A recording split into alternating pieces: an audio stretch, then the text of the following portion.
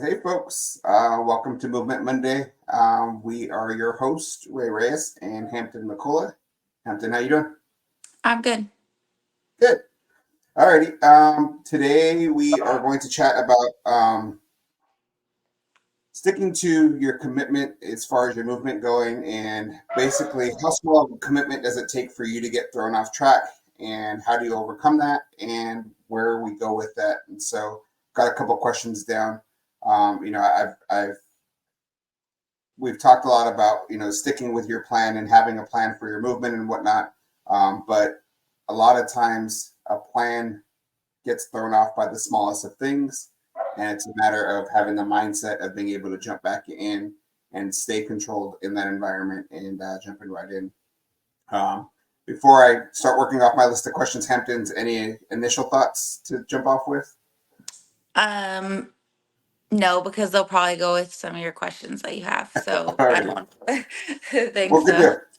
All right. Well, we'll kick it off with it's a check in with yourself to say how committed are you to sticking to your fitness routine, and I go in ebbs and flows. There's different times where there's weeks where it's easier. We just had a week long challenge that Orange Theory does. It's called Mayhem, and it's 6 day or 7 days of mayhem, if you will. But it's just you know next level workouts that kind of push you to your limits. And I had committed. I pretty typically go 4 days a week to the gym and then do lighter stuff on the other 3 days of the week. Well, 2 days of the week, and then Sundays I'm always taking the day off. And so um, this last week I had planned on doing that, but then another coach and also a member who's also on my Ignite challenge team, our Ignite challenge team, um, started working towards going all 7 days, and I'll admit that it got me.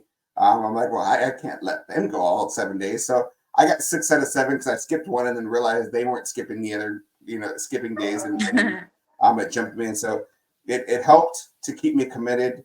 I've talked about in the past how having accountability a lot of times is what the commitment is for me, and it's the reason why I became a fitness coach, because if I'm showing up for somebody else, it's always easier for me to show up and get there and get it done.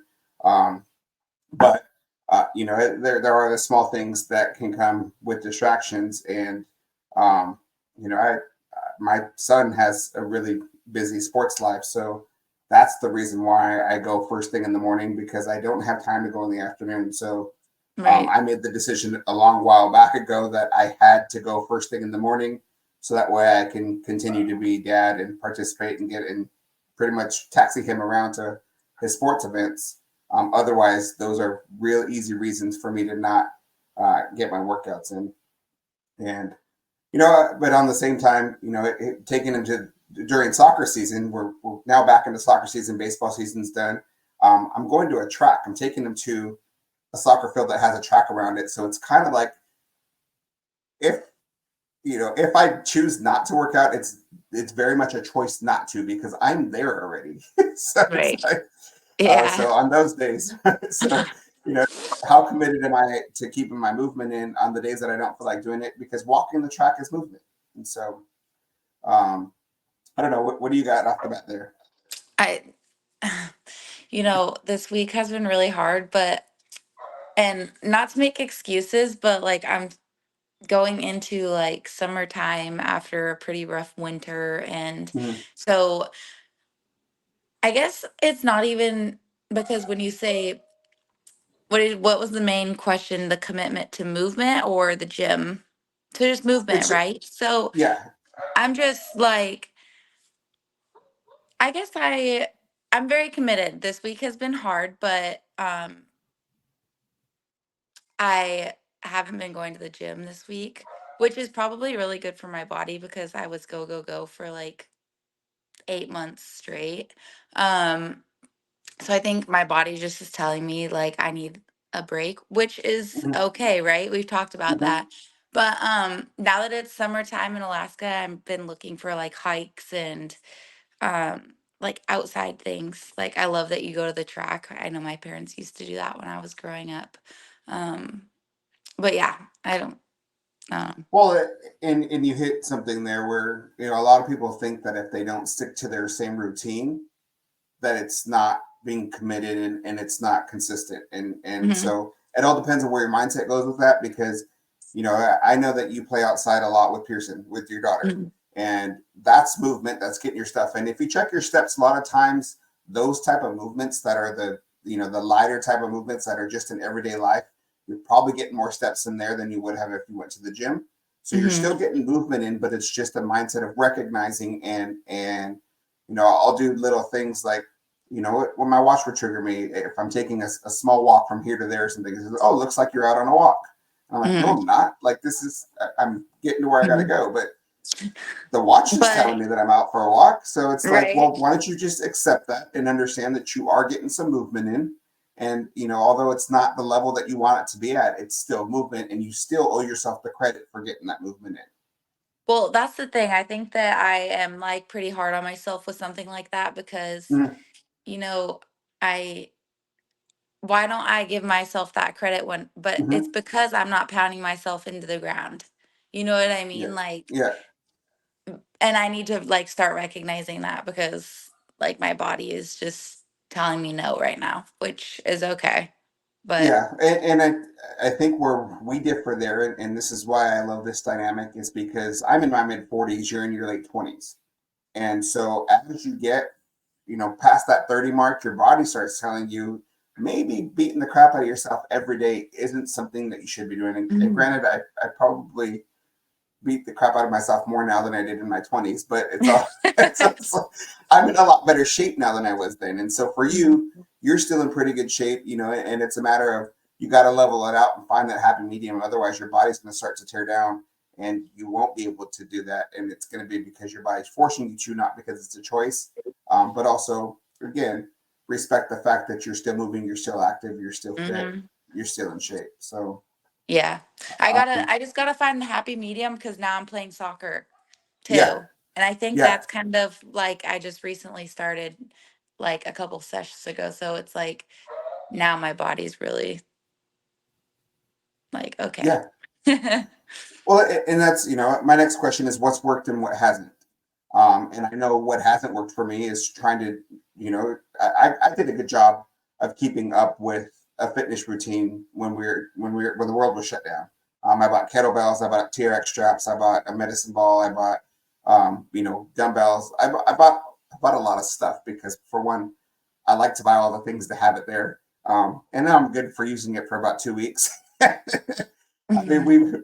we bought a Nordic Track screen bike that has the workouts on it, and so I stuck with it throughout there because that was my only option, and it was a whole those aren't that's all we can do, and pretty much you couldn't leave the house anyway, so I didn't want to just sit here and eat and sleep, and I granted I had to work still, but that worked for me during those times. But I found that once the world opened back up, I needed to get out and do something outside of the house. I couldn't keep working with those. And I can do those now as filler workouts, but they don't work for me so well as my primary workout. And, I started to look into joining a second gym so that way I can go in and work more on strength workout. And I mentioned it to my wife, and she says, "Well, didn't you buy all the equipment so you didn't have to go to the gym?"